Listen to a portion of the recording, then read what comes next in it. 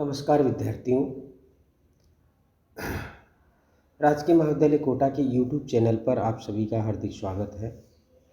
अनिवार्य हिंदी के अंतर्गत आज जो चर्चा का विषय है वह पद्य भाग की एक महत्वपूर्ण कविता है, हार नहीं मानूंगा, जो कि भारत रत्न स्वर्गीय अटल बिहारी वाजपेयी द्वारा रचित कविता है। यह आपके पाठ्यक्रम में शामिल है और ये कविता स्वर्गीय अटल बिहारी वाजपेयी के उस काव्य चेतना की सबूत है जिसमें उनका जो संघर्षमय जीवन दर्शन है उसकी झलक मिलती है। वो हार नहीं मानने वाले व्यक्ति हैं, हर कदम पर संघर्ष को स्वीकार करते हैं। उनके समूचे काव्य व्यक्तित्व में देश प्रेम और लोकतंत्र का भाव अगाध रूप से झलकता है। वे एक राजनेता के साथ साथ उच्च कोटि के कवि और लेखक भी थे। उनके संबोधनों में भारत को एक मजबूत राष्ट्र बनाने की दृष्टि भी नजर आती है। संसद में मई 1996 में अपने संबोधन में वाजपेयी जी ने कहा था कि सत्ता का तो खेल चलेगा, सरकारें आएगी जाएगी, पार्टियां बनेगी बिगड़ेगी, मगर यह देश रहना चाहिए, इस देश का लोकतंत्र अमर रहना चाहिए। अर्थात उनका व्यक्तित्व राजनीति से ऊपर उठकर देश और समाज के बारे में सोचता है। उनकी जो वक्ता शैली है, वक्तृत्व है, वह अंग्रेजी और हिंदी दोनों में बहुत अच्छी है और जब बोलते हैं तो धारा प्रवाह बोलते हैं और सुनने वाला मुग्ध होकर सुनता रहता है। उनकी वाक्पटुता कहीं ज़्यादा निखर कर आती है उनके हिंदी भाषणों में। वे अपने संबोधन में अक्सर हास्य का पुट डालते थे, जिससे उनके आलोचक भी उनकी प्रशंसा से खुद को रोक नहीं पाते थे। वाजपेयी जी जब संसद को संबोधित करते थे तो न सिर्फ उनके सहयोगी दल बल्कि विपक्षी पार्टियों के नेता भी उनकी वाक्पटुता की प्रशंसा से खुद को रोक नहीं पाते थे। उनकी कविता में मानवीय दृष्टि और भाईचारे का जो भाव है वो कूट कूट करके भरा हुआ है। उनकी कविता में राजनीतिक वादग्रस्तता भी कहीं नहीं दिखाई देती है। उनका कवि व्यक्तित्व अनूठा है। वे कविता के माध्यम से कहना चाहते हैं कि मुझे इतना ऊंचा भी मत बना देना कि मैं गैरों को गले न लगा सकूं।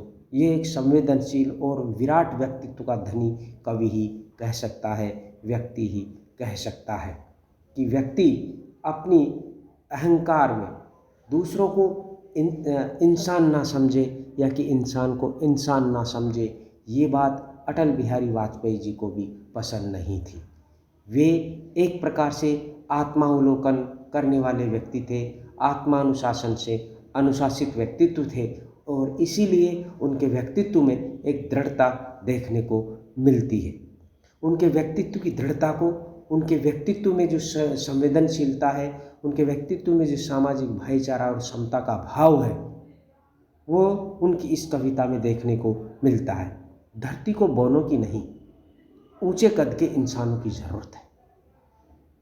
अर्थात जो अपनी सोच में ऊंचा हो, किंतु इतने ऊंचे भी नहीं कि पांव तले दूब ही न जमे, कोई कांटा न चुभे, कोई कली न खिले, न बसंत हो न पतझड़ हो, सिर्फ ऊंचाई का अंधड़, मात्र अकेलेपन का सन्नाटा मेरे प्रभु। यानी कि मुझे इतना ऊंचा मत बना देना, गैरों को गले लगा न सकूं, इतनी रूखाई कभी मत देना। कहने का तात्पर्य यह कि व्यक्ति को, इंसान को ऊंचा बनना चाहिए, आगे बढ़ना चाहिए, लेकिन पीछे वालों को वह हिकारत की नज़र से न देखे।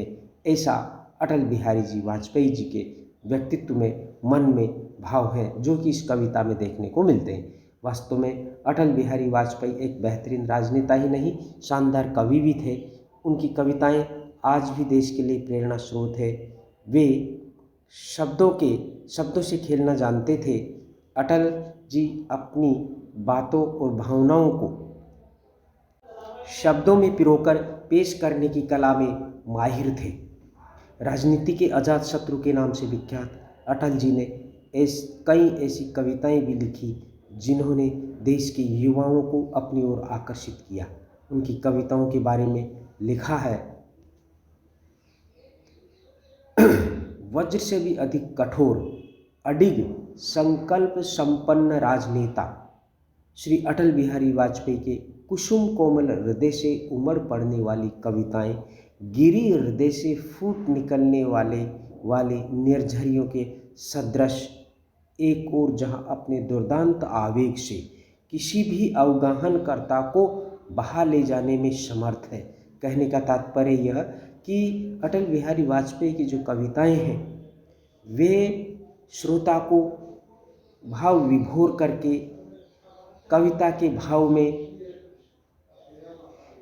डुबोने वाली कविताएं हैं, आकर्षित करने वाली कविताएं हैं, प्रभावित करने वाली कविताएं हैं। उन कविताओं की जो प्रभाव क्षमता है वह अपार है।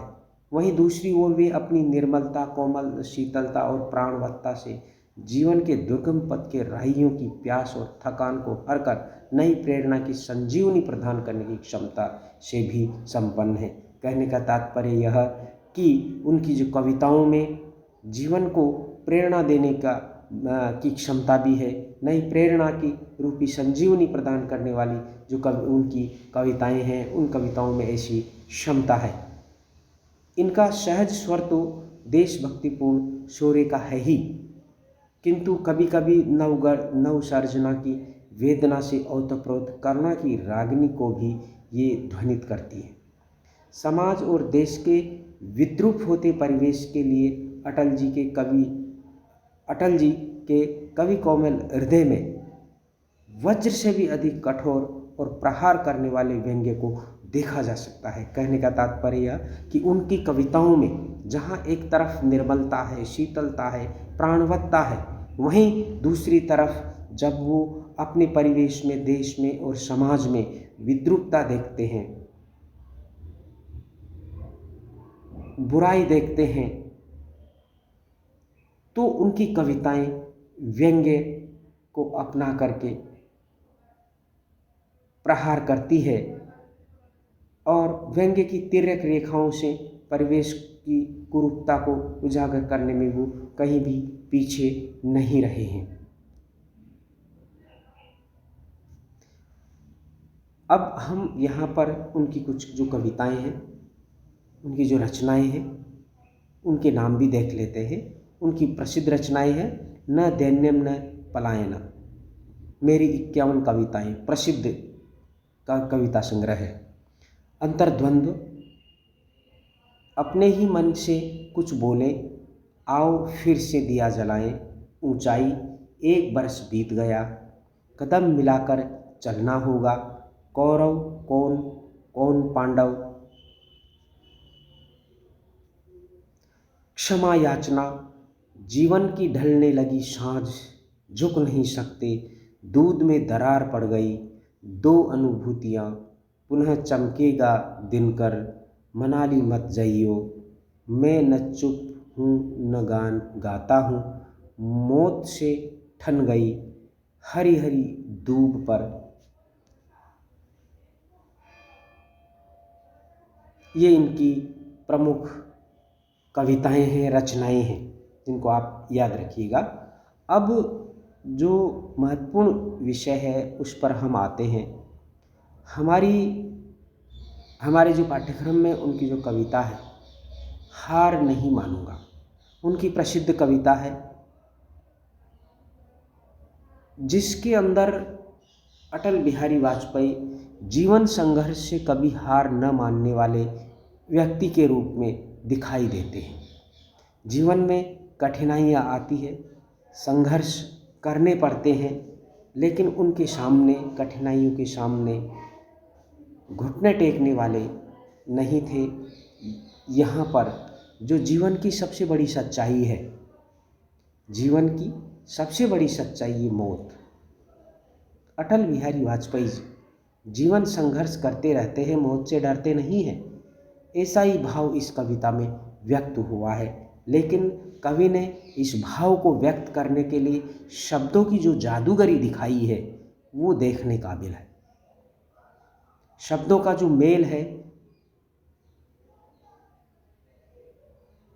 जो कलात्मकता, जो सहज सरल कलात्मकता उन्होंने कविता में दिखाई है, वह देखने लायक है। कि जूझने का मेरा कोई इरादा न था, मोड़ पर मिलेंगे इसका वादा न था, रास्ता रोक कर खड़ी हो गई, ये लगा जिंदगी से बड़ी हो गई। कवि मौत के संदर्भ में बात कर रहे हैं कि जूझने का मेरा कोई इरादा न था। इंसान मौत से क्या जूझेगा, वो एक दिन आएगी और अपना काम करके चली जाएगी। लेकिन कवि जो मूल रूप में कहना चाहता है वो यह है कि मौत अपना काम करेगी। व्यक्ति को मौत के विषय में सोच करके अपने संघर्ष के पथ को शिथिल नहीं करना चाहिए, अपनी गति को शिथिल नहीं करना चाहिए, अपना कर्म निरंतर करते रहना चाहिए। रास्ता रोककर वो खड़ी हो गई, ये लगा जिंदगी से बड़ी हो गई। मौत की उम्र क्या, 2 पल भी नहीं, जिंदगी सिलसिला आजकल की नहीं। कहने का तात्पर्य यह कि मौत का जो खेल है वह घड़ी भर में संपन्न हो जाता है, लेकिन जीवन तो अनंत काल तक चलने वाली प्रक्रिया है। इसलिए मौत से डरना नहीं है। मैं जी भर जिया, मैं मन से मरूं, लौट कर आऊँगा, कूच से क्यों डरूं। यानी कि व्यक्ति को मौत से डरना नहीं चाहिए, जीवन को जी भर करके जीना चाहिए, कर्म पथ पर आगे बढ़ते रहना चाहिए।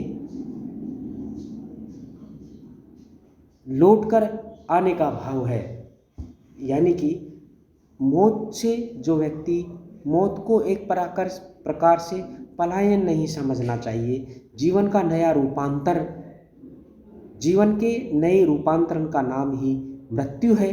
इसलिए अटल बिहारी वाजपेयी जी कहते हैं कि मौत एक प्रकार से जीवन के सामने खड़ा होने वाला विराम चिन्ह नहीं है, बल्कि वो एक नए जीवन के आगाज की सूचक होती है। इसलिए उससे डरना नहीं चाहिए।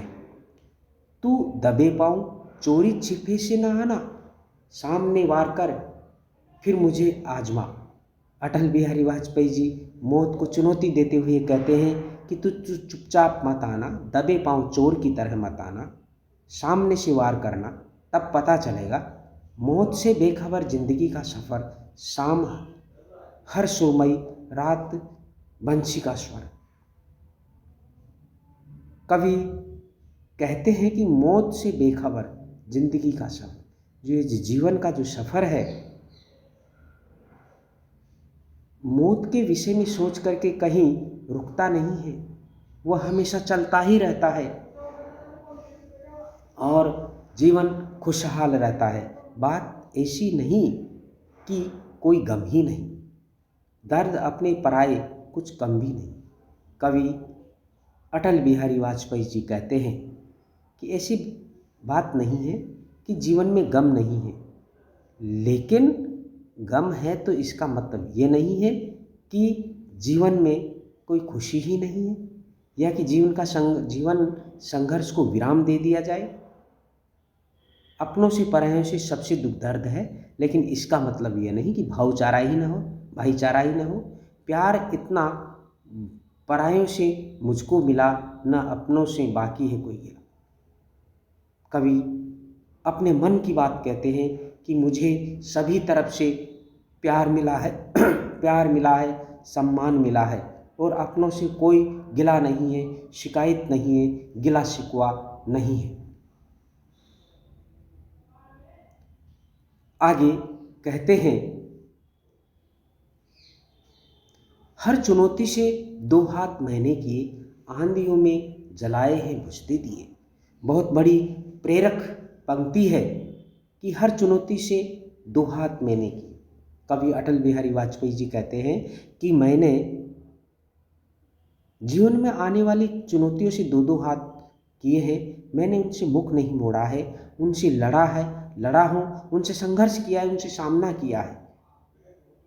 ठीक उसी तरह से प्रयास किया है चुनौतियों के सामने आगे बढ़ने का, जिस प्रकार से कोई आंधियों में दीपक जलाने का प्रयास करता है, बुझते दियों को जलाने का प्रयास करता है। उसी प्रकार से जीवन, कहने का तात्पर्य, जीवन में चुनौतियां आएगी, जीवन में संघर्ष आएंगे, जीवन में हार का भी सामना करना पड़ेगा, लेकिन इसका मतलब ये नहीं है कि हम जीत की उम्मीद को छोड़ दें, जीवन में आगे बढ़ना छोड़ दें। जीवन, ये सबको पता है कि जीवन के अंदर मौत जीवन का सत्य है, ये सबको पता है, लेकिन इसका मतलब ये नहीं है कि मौत के विषय में सोचकर हम जीवन के विषय में विचार करना ही त्याग दें। नहीं, हमारा काम जीवन के विषय में, जीवन संघर्ष के विषय में सोचना है।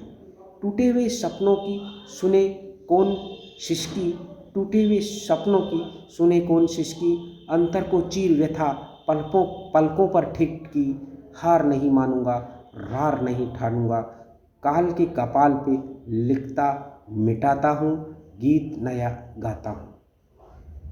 कहने का तात्पर्य यह कि अटल बिहारी वाजपेयी एक उच्च कोटि के लेखक है, विद्वान है, मनीषी है।